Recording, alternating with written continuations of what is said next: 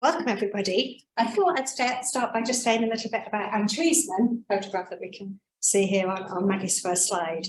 And Anne, of course, was a giant of cognitive psychology. Much of her early work on attention and perception was conducted in the 1960s and 1970s, while she was here in Oxford as a lecturer in this department and a fellow of St Anne's. She died in 2018, but her work lives on. It's inspired thousands of experiments and has had a profound impact on psychology and neuroscience. This annual lecture was created in her name to celebrate and showcase the very best of contributions to psychological knowledge. The first lecture, Notes on a Life in Cognitive Psychology, was delivered by Professor Treisman herself in 2013. So today marks the 10th anniversary of the lecture series with just a 1-year COVID gap in 2020. And before introducing this year's speaker, I'd also like to pay tribute to Mikkel Treisman, Anne's first husband. Mikkel died in April at the grand age of 93 years. He spent most of his career in Oxford, and beyond his contributions to experimental psychology and as a fellow of New College, he embodied intellectual breadth, curiosity. Many of us will remember conversations with him on all manner of topics, and I think Matthew sent round a note of his memorial, which is going to be at some time next month at New College. So now to today's lecture, let me introduce Professor Maggie Snowling. Just a few words. So following her undergraduate degree in psychology at Bristol, Maggie moved to the MRC Cognitive Development Unit at UCL for her PhD. This was on dyslexia, a topic that has been her focus all these years since, and she quickly became one of the world's leading experts. From UCL, Maggie moved to take a lectureship at the National Hospital's College of Speech Sciences, where she subsequently became head of department. And somehow she managed to find time along the way to train as a clinical psychologist. She then moved to Newcastle for a few years before taking a personal chair at York. And there she co-founded the Centre for Reading and Language with Professor Charles Hugh, who's also here today. And together they created the incubator and initial home for much of the work that we'll hear about today. In 2012, she moved to become the 36th president of St John's College, first woman to be a president and the first psychologist. I think it was a little bit of a shock to the fellowship there to have both a woman and a psychologist embodied in the same person in the same year. And although the college kept her busy, her research excellence continued, and the Oxford years have seen external recognition for her major contributions to psychological science, most notably election as a Fellow of the British Academy and the award of the CBE. I'm not going to dwell on St John's here, as I want to focus on Maggie the psychologist and not Maggie the president. But it would be remiss of me as a Fellow of St John's to not say a few words. And Maggie led as an academic, and always pushed an academic vision for the college, one that was inclusive, enriching and kind. On her retirement as president, alumni donated over £1 million to endow a fellowship in her name. Generations of St John's students will know her as a former president through her portrait in the hall and all else. But thanks to this endowment, generations of psychology tutors will hold the Snowling Fellowship, and they will pass the baton and sustain her legacy in psychology science via their teaching, research and mentorship. Now, there's much I could say about Maggie's research, but I'm going to limit myself to highlighting just two aspects of her research that to me serve as hallmarks. First is complexity. Well before machine learning and fancy visualization happened upon multiple risk and transdiagnostic factors as if they were something entirely new, Maggie has long recognized complexity, interactions and comorbidity, and sought to understand these complexities and their contexts, especially via her longitudinal studies of family risk. And second is her commitment to translation. This reflects Maggie the clinician, and I suspect her own family history and first-hand witness to the complexities of dyslexia as a mum and as a sister. Experiments are one thing, but connecting research and practice has always been critical. Charles and Maggie and their colleagues have taken research from the lab to the classroom and from the classroom to embed it within educational policy. And this has been seen most recently with the Nuffield or via Nuffield Early Language Intervention, a programme that started out as an experiment in York over 30 or nearly 30 years ago and is now becoming commonplace in the classroom. It's an impact success story in ref terms for sure, But more importantly, it's had a real impact for the tens of thousands of children who've received language support in the critical early years, and the tens of thousands of teachers who have trained and seen their own personal and professional development embodied and enriched and empowered through the training. So Maggie, now you've stepped down as president, we can reclaim you as the psychologist, as one of our own. So Maggie, welcome. We're looking forward to seeing more of you in the department, and we're really looking forward to your Anne Treisman lecture this afternoon.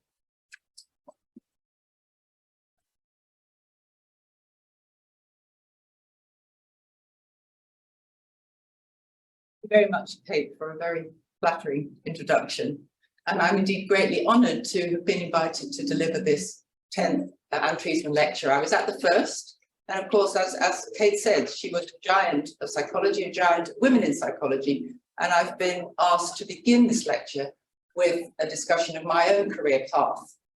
Now, Kate didn't see the lecture before I gave it, so the fact that she's already given a perfect synopsis of everything I'm going to say, we just need to put aside for a moment. So in terms of my own personal history, this must indeed start in the north of England on Tyneside, where I grew up in the 1960s. I was an extremely good girl. I was very good at school, and I was very, very well behaved. It really wasn't true of my brother, who was 3 years younger. He had severe reading problems. He had quite a lot of conduct issues. And I guess these days he would be diagnosed as having dyslexia with attention deficit disorder. We went, when I was a teenager, to live in the home counties, and there I developed a deep desire to be a doctor. I was very much drawn to the helping professions, I think because often I'd seen my parents struggle with trying to understand what was the matter with my brother. But I didn't achieve this ambition. I failed to convince the interviewers that I would be a very good medic. And instead, I ended up at the University of Bristol, where I read psychology. And there I became great friends with someone who everyone in this department knows very well, Glyn Humphreys. At the end of my undergraduate degree, I was very taken to cognitive psychology and the experimental approach to understanding developmental disorders. And the really popular area of research was autism. So I applied to do a doctorate with Uta Frith at UCL on autism. But she said, actually, Maggie, no. She said, I think it would be much more interesting to me at the present time if we could look at dyslexia, because that's a condition which is really not well understood, and yet it's something I've always been interested in. So obviously for me, this sounded great because of my own family history. So I agreed to do a doctorate on dyslexia. But then I met my first challenge, which was that I was told by every professional I met, dyslexia doesn't exist. So how was I going to recruit kids? Well, I was lucky to find that there was a dyslexia clinic in London at Barts Hospital. And it was run by an inspirational woman, Beve Hornsby, speech and language therapist. And she taught me to assess and to teach children with dyslexia. I got my first job at the National Hospital, as Kate said. This was a training college for speech and language therapists, but in 1979, it partnered with UCL to launch the first degree program in speech sciences, and I was recruited to teach psychology. I stayed there for 13 years, but on the way, I became a bit disillusioned with academic life, and I still had this draw towards being a member of the helping profession. So I trained in clinical psychology in a part-time route, which no longer exists. When I finished that diploma, as it was, I was expecting my first child, and I, at that point, thought, well, actually, the academic life seems more flexible. I think I'll stay with that. In 1992, I went to Newcastle, and this was my first taste of university administration. I was appointed as chair in a failing department, so it was quite a difficult post, but I lucked out by meeting Dorothy Bishop, and she and I began to collaborate there on what I'm going to refer to as the Newcastle study, and will refer to later. I then went to the University of York, where I spent a very happy 18 years as Kate said, Charles Hume, we co-founded the Centre for Reading and Language, which is where we first worked together with Kate. And then this is when my career took a real right-hand turn or left-hand turn, and I ended up as president of St John's College. Now, what a girl from South Shields does to end up leading historic college. I really don't know what I did. It was, of course, a huge challenge because I hadn't been in Oxford and I really didn't understand the collegiate system. But I was really very fortunate to be welcomed by a governing body of fellows who were completely on board to change and to modernise, and I had a wonderful time there. I thought I could say a couple of things about the other stuff I did. People always ask me as the head of house what I do. I did continue research led by Charles now on our early language intervention. I became very interested in educational attainments in developing countries. I chaired the admissions committee at the time, which was exciting when new access initiatives were introduced. We also introduced an outreach programme at St John's called Inspire. I became director of an Oxford spin-out company, and I co-authored a book on the history of dyslexia, and that's really what today's lecture is going to be my personal history of dyslexia. So, some 60 or 70 years after dyslexia was first described, I embarked upon my doctorate, and then the definition of dyslexia, which everyone spoke about, came from the World Federation of Neurology. It simply said, dyslexia is a difficulty in learning to read despite conventional instruction, usual opportunities, and it seems to be dependent on fundamental cognitive disabilities. Not a very useful definition. As I said, I was very interested in trying to explore experimentally the cognitive basis of dyslexia. So at the time, there was a theory about reading difficulties which suggested that they were due to difficulties in cross-modal coding, that is, in mapping between vision and spoken language, which is what reading requires. And I was interested in this. Those experiments tended to use little squiggles and auditory tones, but I wanted to adapt the paradigm for written words.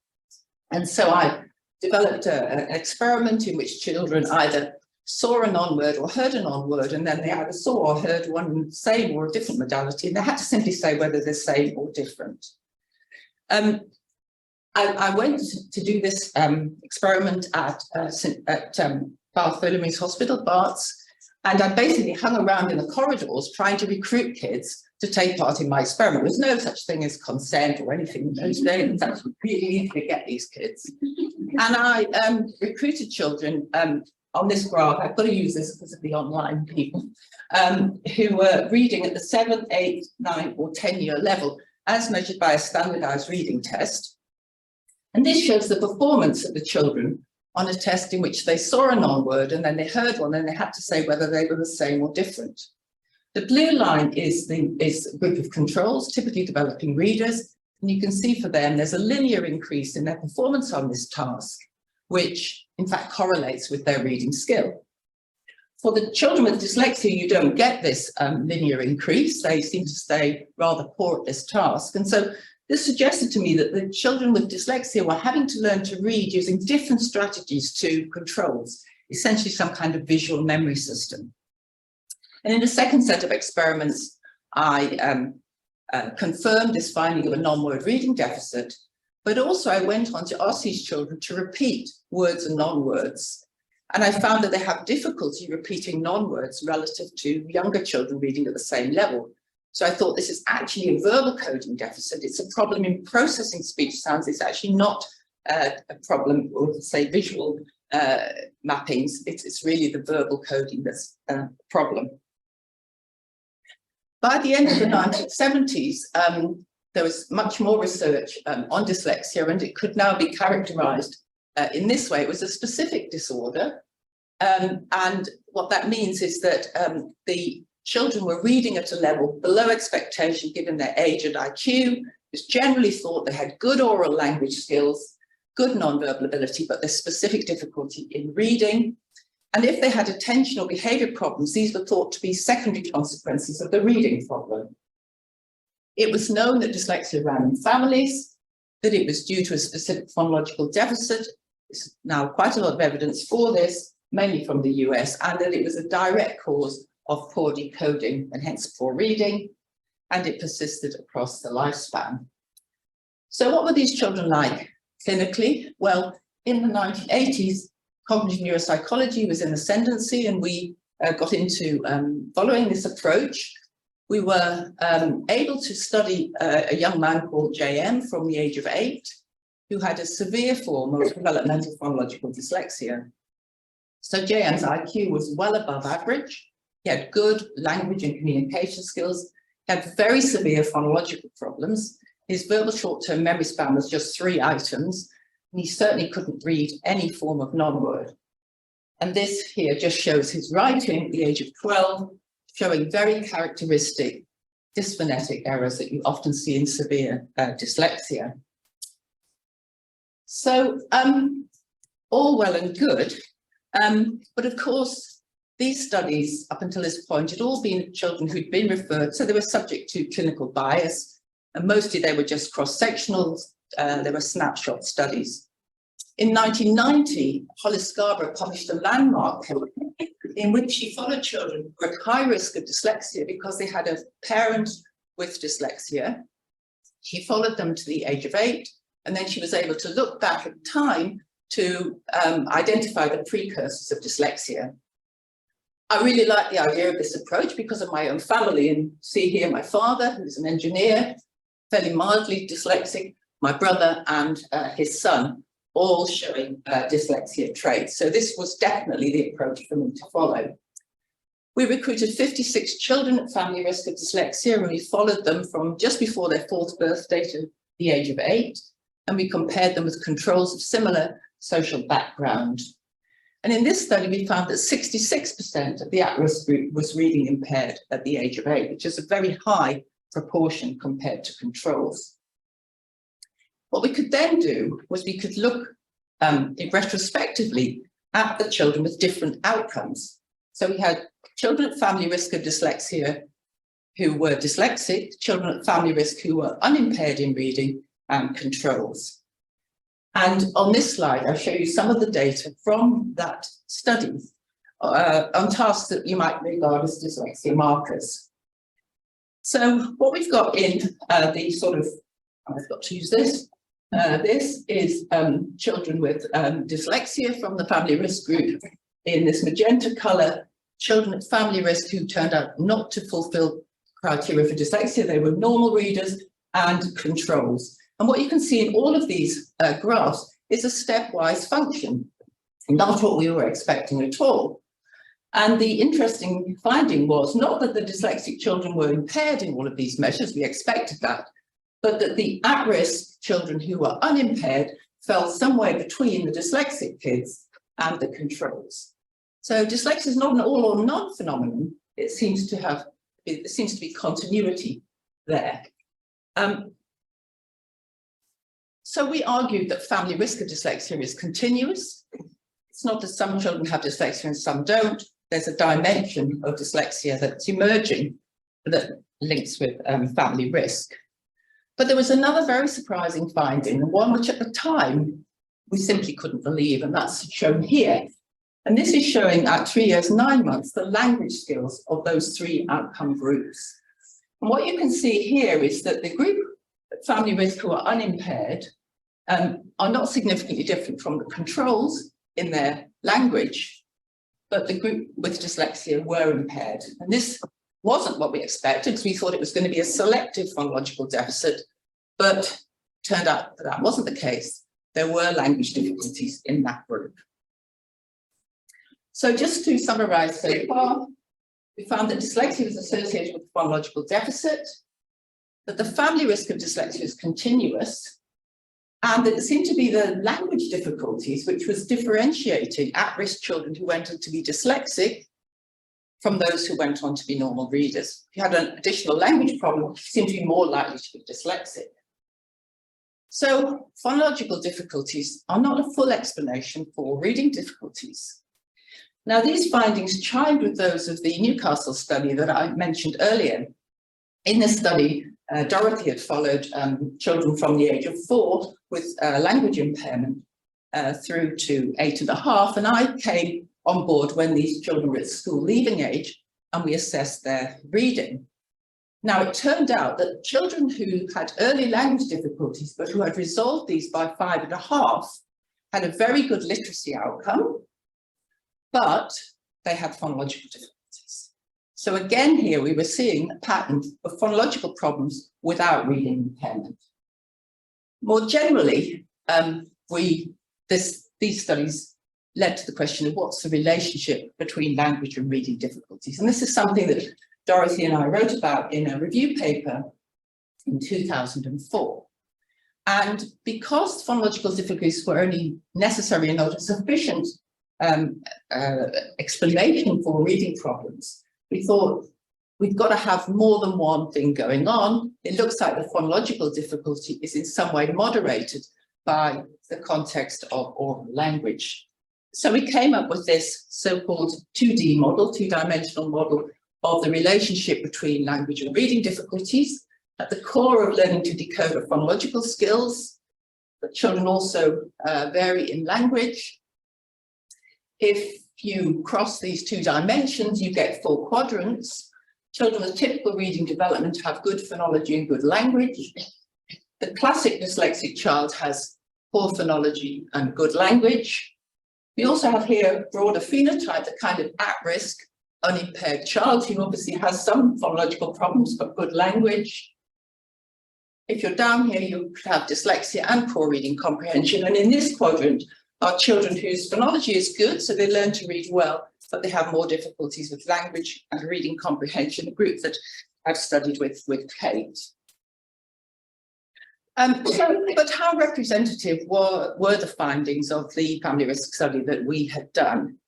So really by now, the whole field of family risk studies had opened up, and they were now being published from groups studying languages across the spectrum, really, alphabetic languages and also Chinese. And there were a sufficient number of studies for us to conduct a meta-analysis. So this was done in collaboration with Monica Melby-Lervag. And this schematic just tries to summarize the results. So essentially, we took all the studies of children at family risk, and we compared them with controls, those in infancy, preschool, and grade 2, which is when usually the assessment of dyslexia is conducted in these family risk studies. So really the most important finding is here, the preschool characteristics of children at family risk of dyslexia. On average, they show delayed language, and on average, they show phonological difficulties. What we really wanted to know, though, was what was it that differentiated among children at family risk, those who became dyslexic and those who did not become dyslexic. To do that, we compared in those data from at-risk impaired children and at-risk unimpaired children. And when we did that, our findings really corroborated what we had been seeing in the empirical studies, which is that if you compare children who are not dyslexic but at family risk with those who are dyslexic, the difference is in language. And it's almost as if the language difficulty seen here resolves if you're not dyslexic. If the language difficulty shown here persists, you are dyslexic, but regardless of your outcome, you show phonological difficulties. So it seemed to be becoming increasingly clear that the phonological deficit is a necessary condition for dyslexia, but it doesn't tell the whole story. But of course, this is all theoretical. It's not a direct comparison of these two kinds of risks, language risks and phonological risks. To look at that, we embarked on the Welcome Language and Reading study. And in this study, we aim to follow developmentally 3 groups of children: children at family risk of dyslexia, children with preschool language disorder, and children who were typically developing without any history either of themselves or the family of difficulties. We recruited them when they were 3.5 and followed them through until age 8, assessing them at approximately annual intervals. This is a very busy slide, but it just tells you about the recruitment. So we recruited to these 3 groups: family risk, preschool language disorder, and controls. We first asked of all of the children, are they at family risk of dyslexia, by looking at their parental literacy levels, whether or not a parent or a sibling was affected. We then assessed their language to decide whether or not they had a language disorder. And this led us actually to have 4 groups in our study sample: children at family risk, typically developing children, and 2 groups of children with developmental language disorder, 1 group who are also at family risk of dyslexia. So if you like, they've got 2 sorts of risk factors. These scatter plots show the distribution of the skills of the children in those 3 groups. I've pooled here across the 2 DLD groups because in terms of language, they don't show any differences. On the x-axis, we have a measure of phonological skills. On the y-axis, we have a measure of language, so a bit like the 2-dimensional model. These are typically developing children. You see rather few of them are in this quadrant, which is really at risk of dyslexia, classic dyslexia. In terms of children at family risk, it looks like, well, about half of them looks to be at risk. And these are the language disordered children. They're all here. I should have said, actually, this line is 1 standard deviation below average on phonology and this one on language. So here, these children have got language difficulties and most of them have phonological problems. So this is where we see the risk of dyslexia. And what do our data show? Well, they show in terms of the proportion of each group which end up with a dyslexic sort of criterion, reaching the criterion at age 8, 7% of the control group, which is in line with what you expect from population studies. 26% of the family risk group end up with dyslexia, which is a much elevated risk of a reading problem, and 40% for children who have DLD. So the 2-dimensional model does a relatively good job at predicting the relative risk of dyslexia in groups with different locations in this model. But this is all about how children's recruitment status leads to their outcome at age 8. We can also look more directly at the children at age 8, where they are on a similar model concurrent with their diagnosis. So this now shows data from the children when they're 8 years of age. Again, on the x-axis, phonological skills, here language, and the crossbars show performance 1 standard deviation below average. The blue dots are typically developing children, children who are typical readers, and as you would expect, they've got good language and they've got good phonology. Now, if you look at the yellow and the green, these are children with developmental language disorder at age 8. They've all got poor language, as you would expect. And the ones that are yellow also have dyslexia, so I think that's looking okay. When you look at the children with a dyslexic outcome, these children have got poor phonology. That's consistent with the phonological deficit explanation of dyslexia. But actually about half of them don't show that typical profile. So something different is going on there, I think. So finally, what we really want to do is understand how these children who are at risk end up falling into a group that either dyslexic or have a language disorder or have comorbid dyslexia and DLD. And so in order to do that, we now take our 3 outcome groups, dyslexia, DLD, and the comorbid group, and we can look backwards in time to look at their performance on a range of tasks relative to controls. So in these graphs, on this axis, we have age, and on the y-axis, we are plotting the size of the deficit. So this is an effect size. It's the difference between the outcome group and the control group in terms of standard deviations. And if the error bars go across the axis, then the difference is not statistically significant. So this graph shows the early development from 3.5 to 5.5 of the children with the different outcomes on measures of language and measures of phonological skill. If we look at the dyslexic children first, in terms of phonology, in terms of language, there's not a statistically significant difference from typically developing children, but they do have some problems.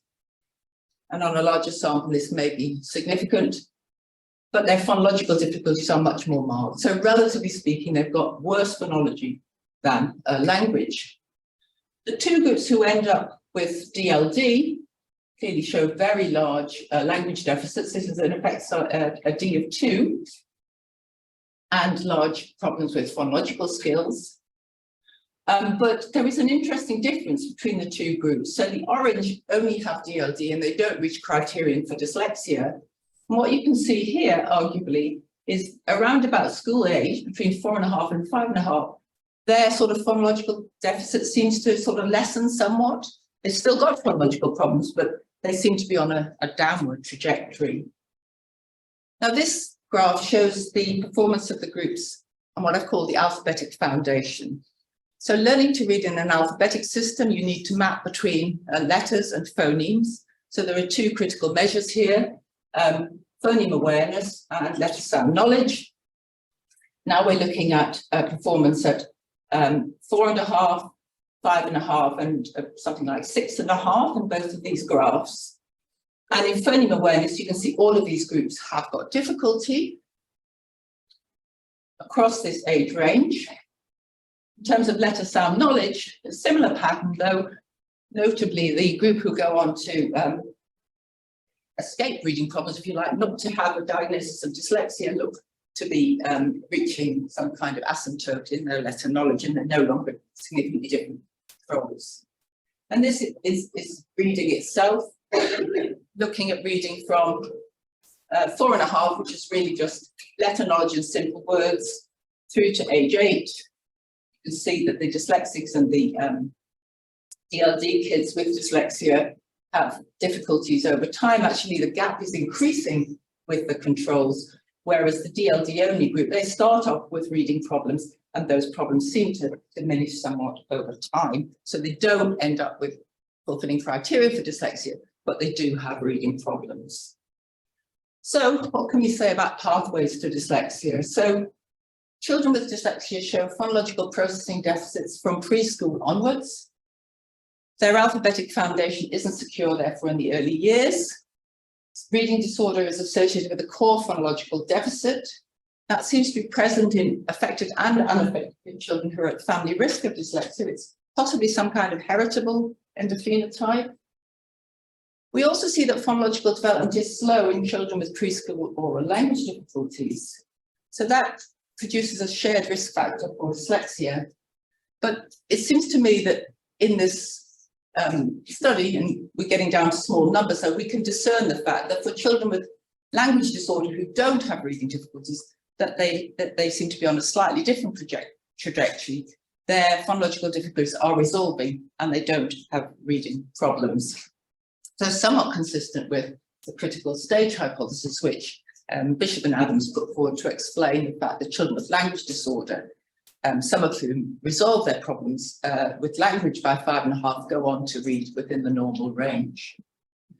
So how should we then conceptualize dyslexia? Well, we can think about the risks for poor reading at different levels of analysis, the biological, the cognitive, environmental, but I've focused here on the cognitive levels of analysis. We know that for neurodevelopmental disorders, many genes of small effect are involved. These are associated with a number of different endophenotypes or risk factors at the cognitive level. And depending on how many such risks there are, then the probability of getting some kind of diagnosis, be it dyslexia or DLD, is probably increased. The core deficit in dyslexia is phonology. Language is also important. It's a second risk factor. It can moderate the phonological difficulty. And there are probably other risk factors too, which we haven't yet properly identified. It's not all doom and gloom, because we also can inherit good things, and these can cause compensation, and perhaps a profile that's sometimes referred to as the broader phenotype. So dyslexia and DLD are both dimensional disorders. They share some risk factors for poor reading, but they also share different risk factors. So the title of my lecture was Dyslexia Reconsidered.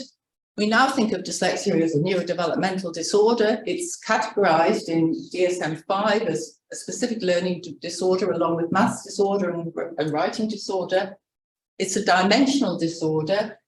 Primarily still, I think the best evidence is that the core deficit is in phonology. There is a polygenic etiology. Another major risk factor is the presence of persistent language difficulties. And as I see it, all these risk factors accumulate to increase the probability that the child will have some difficulty that's diagnosed. And in the field, we're also very conscious of the importance of gene-environment correlation, both active and passive gene-environment correlation. So in terms of home learning environment, home literacy environment, if parents don't read, children are not exposed to books, then obviously that's going to be detrimental to their reading development. Later on in development, the child has reading difficulties, loses motivation, turns away from books, they have reduced print exposure, and that will exacerbate their reading problems. What does this mean about intervention? Well, I think our group would argue that intervention should be targeted at the impaired cognitive processes rather than at some distal factors to get the best effect. And we've shown that reading intervention can be effective for poor readers. The interventions involve training in phoneme awareness, letter knowledge, linking them, and practicing those links in structured reading activities.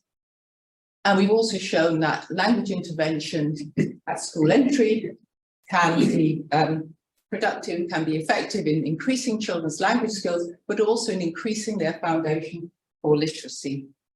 And of course, if research is to have impact, then you have to influence policymakers. I think we've had some influence here. I wouldn't say a huge influence. I think that's very difficult, but we've brought to the attention of policymakers the importance of oral language for children's educational development. Prior to that, certainly 10 years ago, governments were fixated on phonics and reading as being an important foundation for education, but now I think it's recognised that language is the foundation itself for literacy. We've had input to guidance on assessment and intervention for children with dyslexia.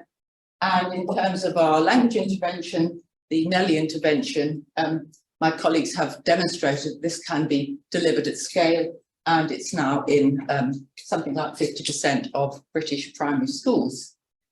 So just to conclude then, there are many pathways from language to literacy. That pathway from language to reading sets the stage for academic success. It's very important. It's important that language skills are in place by school entry. And we know that interventions can be effective in promoting language and reading. Of course, putting research into practice continues to be difficult, particularly when we are confronted with diverse contexts. So it just remains for me to thank you all for listening. And I also just I can't thank the many, many people that have enabled my career in understanding dyslexia, past, present, and future. But I do want to thank my mentors, who Neil O'Connor, Artie Herman, and Uta Frith, who shared much wisdom with me, my long-standing colleagues, Dorothy Bishop and Charles Hume, and all of the next generation, including Kate, who will take forward this agenda into the future. So thank you very much.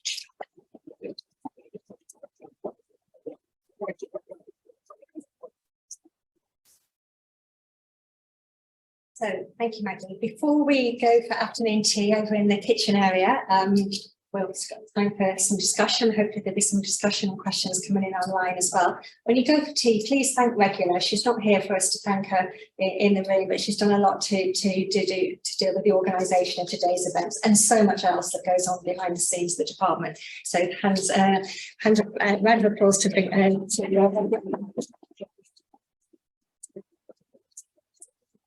So, in line with tradition, I'd really like to invite our early career academic colleagues and students to start us off with any questions, please.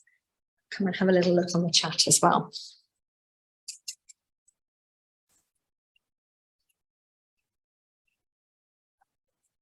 You don't count. Say you do. So, first of all, thank you for the really clear and nice talk. I was wondering about this kind of like stepwise kind of continuous thing that you find with the children who are not get technically diagnosed with dyslexic, but have this in the family. I'm wondering how much part of that could be also just like parents not being able to help in the same way. So if the parents are dyslexic, maybe they, I don't know, struggle to teach their kids in more traditional reading. Yeah, so I think I'm supposed to repeat it for people online. So this is a question about children who are at risk but who don't develop reading difficulties. Is that something to do with the fact that there are problems with the parents helping them?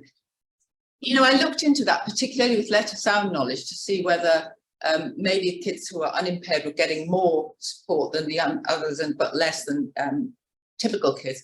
In actual fact, it's quite the contrary.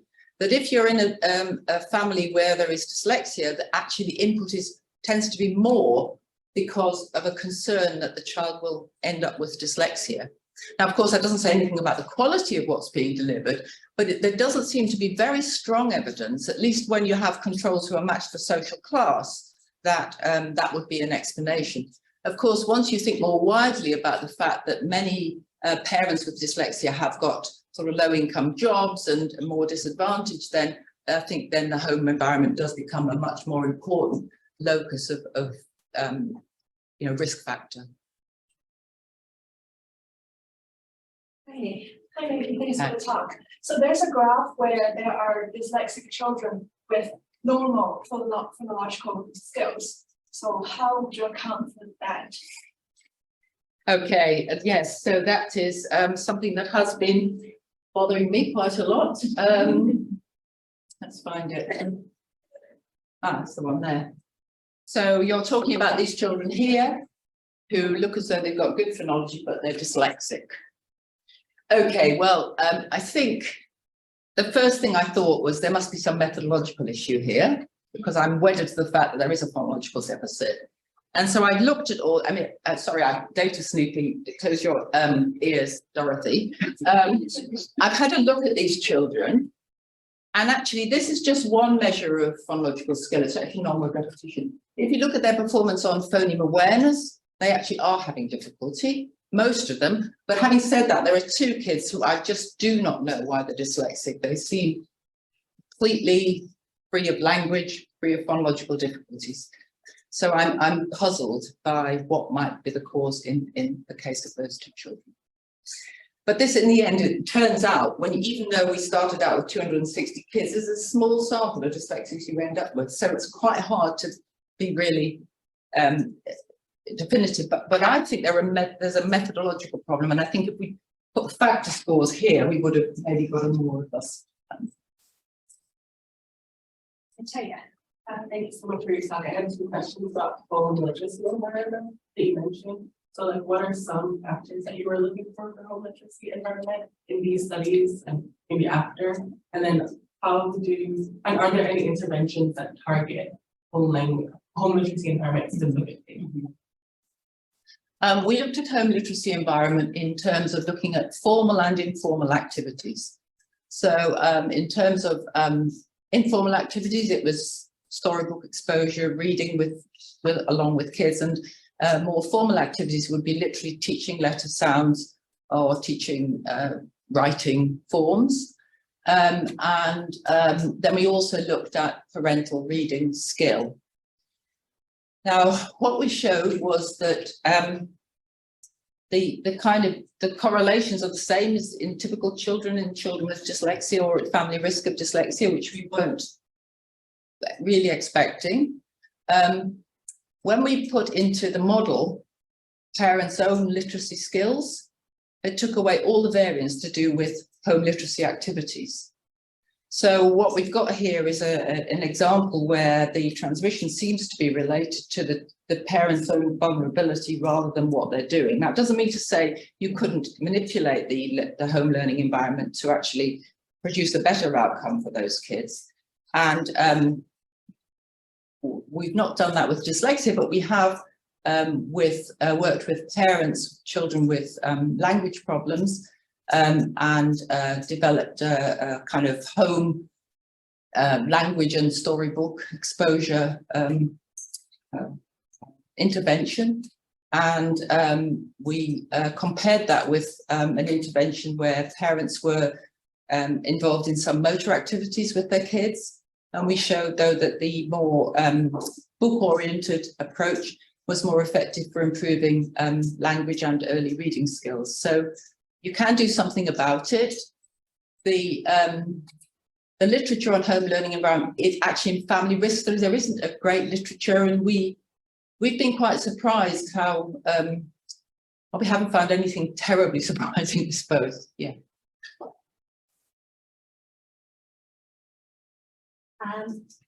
Given we're coming on to mid-career people, if I may say, Matthew, let's just do it in the order of the hand. So I think it was Guy first. Did you have a question? Thank you. And then Jeff, and then Maggie. I always enjoy it. One graph that struck me was the inputs on skills, but the language skills of children not at risk, children at risk without dyslexia, which then dyslexic children. And am I right in remembering that actually those language skills were those language skills are not stepwise in the sense that They weren't in the first study. And when I'm going to unpack my question, to what extent language skills and fostering language skills then be a protective factor then in the context of family risk? Yeah, well, it's a good question. That graph was just before the 4th birthday, and of course, it might well be that some of those kids resolved their problems. I don't know. We didn't. Well, I've not looked at it, and I've not looked at it in a while. I always believe that language could be a protective factor. I think now we think of it more as a promotive factor because everybody benefits from good language. But I mean, it's an interesting question. I don't know when it would kick in, but I think it would probably kick in. And you know, when a child is struggling with learning to read, they will use any strategy that they've got available. Certainly with someone like JM, he was definitely using visual and semantic strategies. I mean, we did some experiments on that. In our current English schools, children would be discouraged from doing that, which is slightly worrying. They'd be encouraged to do more phonics and reading from decodable text, not using strategies to bootstrap their reading. But we do know that from experiments that you can teach children to use their vocabulary to help them boost their decoding. Thanks again for your talk. Can I ask, you mentioned that your results you thought supported a critical stage theory rather than another idea where you've got some kids that are just and some that are slow to acquire the necessary skills. Why do you think that is? Well, it's about what's a sufficient foundation for learning to read, I suppose. And so I think it's a critical foundation stage for learning to read, and kids get exposed to reading instructions at around about 5. So I guess it's based on that. It could well be that it's just a severity issue. I think you're right. And that if you have a milder language problem, then you would you could acquire reading fine. So it's just a hypothesis, but I think more generally that that variability in language development is considerable in those preschool years, and some kids who look as though they've got problems end up sort of resolving them. So from that perspective, I think from an educational perspective, it's a really important stage for checking out on kids' language and ensuring that the foundation's there. Yeah. Thank you. In the x-axis, the phonological skills dimension, that's quite specific, but the language dimension on the y-axis, you could imagine a whole bunch of things being subsumed under that. Is there particular other features of language that you think are particularly potential to catch or measure that's being useful? Well, I mean, reason that's on here is just a single measure. I just took the same single measures that we'd used earlier on. It was just a pragmatic decision for today's talk. I think really, so language is really, once in school years, is really a unitary factor. So all different language skills seem to contribute to language. Having said that, we looked at language as a predictor in the sample as a whole of reading outcome. And we formed a single factor score which turn out to be a very important predictor of phoneme awareness, letter knowledge, and subsequently decoding, and much longer down the line reading comprehension. But when we did that, there was residual variance, which seems to be more to do with maybe speech motoric aspects of language. We picked up variance on that, but that didn't predict literacy. So strangely, although you might think speech is going to be the critical factor because of phonology, it's not speech. It seems to be more the more abstract aspects of language that make those things cohere. Speech difficulties do place children at risk of reading problems, but the risk is much lower than from a language comprehension and language production problem. I'm just going to take a couple of questions that have come in online. So, David, I can see that your hand has been up for a while. Would you like to unmute yourself and ask your question? Thanks. Thank you, Maggie, for a wonderful talk. And I'm sorry I couldn't be there in person, but Teams meetings on either side make it impossible. But what I was interested in is if you could elaborate a bit on the compensatory skills that some children with dyslexia and phonological problems might develop. I'm personally interested in this. As you probably know, I was diagnosed as dyslexic at age 8, and there are some people who think I have some compensatory skills, but I don't know if they come from the genes. Well, I'm sure you've got very good language, David. Well, I suppose I would put them in the sort of broad domain of grammar and vocabulary, if we can talk about components of language. If you are struggling to read the word stomach and you read it as stomach, if I tell you that, can you think of something that will fit the context of that sentence that sounds a bit like that, you might, if you've got a good vocabulary, think it's stomach. And I think typically developing children invent that strategy for themselves, and a number of people, including Charles, have done experiments showing that indeed you can train that strategy in typically developing children. So that's one thing, but you know, none of us have done any work on temperament and personality, but I think perseverance and not giving up are actually really quite important. The ways that kids compensate for reading difficulties. And I suppose clinically I've noticed that a lot, and that's quite interesting. We do know that in order to acquire a big kind of reading vocabulary, you do need to read a lot. So again, children who can get the bug for reading, even if they find some of the decoding difficult, will actually be introduced to more language, and that in turn will have a positive effect on their reading development. So I think there are quite a few reading related skills that can be helpful, making inferences, higher order language skills, but also just sheer grit, as with everything. So Victoria Holtz has put a message in the chat. Victoria, would you like to ask your question in person, as it were?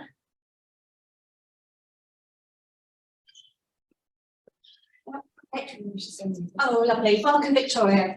Hi. No, I was just wondering, for those children that perhaps are coming out a little bit different and a little bit unexpected with their skills, perhaps their phonology skills or language skills are still quite strong, but they're still showing difficulties. Have any of the children in that sort of situation shown any weaker visual processing skills? I wondered if there have been any examples where you looked into that as well. Yeah, I thought someone might ask that question.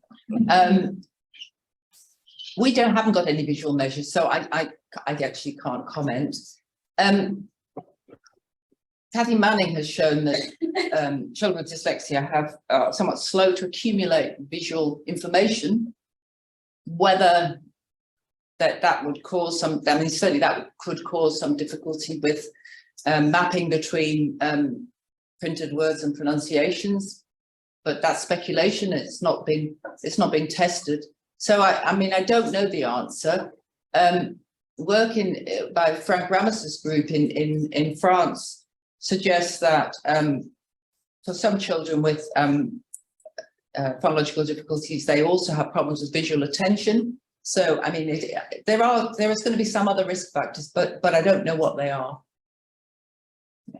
Okay, there are a few more questions in the room. Jan? I think John was first. Okay, then, John, following up, perhaps. Well, I'm not going to ask you about vision, you'll be pleased to hear. Right.